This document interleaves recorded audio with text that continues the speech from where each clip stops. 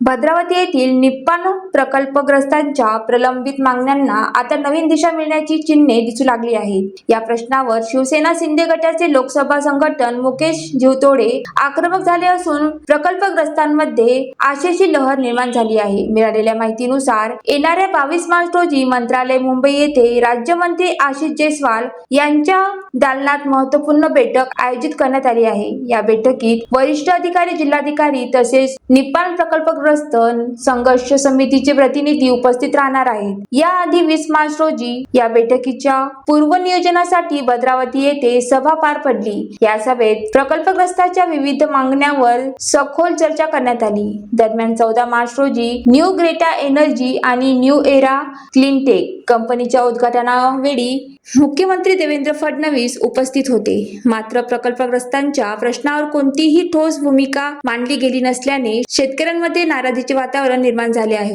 या पार्श्वभूमीवर मुकेश जीवतोडे यांनी मंत्री आशिष जयस्वाल यांच्याकडे लेखी निवेदन देत प्रश्नाचे गांभीर्य मांडले। त्यावर ही बैठक निश्चित करण्यात आल्याचे प्रकल्पग्रस्तांमध्ये नव्या आशेची पालवी फुटली आहे। या बैठकीच्या पूर्वतयारी सभेत उपाध्यक्ष सुधीर सातपुते, संघर्ष समितीचे अध्यक्ष प्रवीण सातपुते तसेच इतर पदाधिकारी आणि कार्यकर्ते मोठ्या संख्येने उपस्थित होते। दरम्यान प्रकल्पग्रस्तांनी आपल्या हक्कासाठी लढा सुरूच ठेवण्याचा निर्धार व्यक्त केला आहे। आता 23 मार्च रोजी होणाऱ्या बैठकीत प्रकल्पग्रस्तांना न्याय मिळतो का याकडे सर्वांचे लक्ष लागले आहे। ज्वालादीप न्यूज साठी सुनील देदावार, भद्रावती।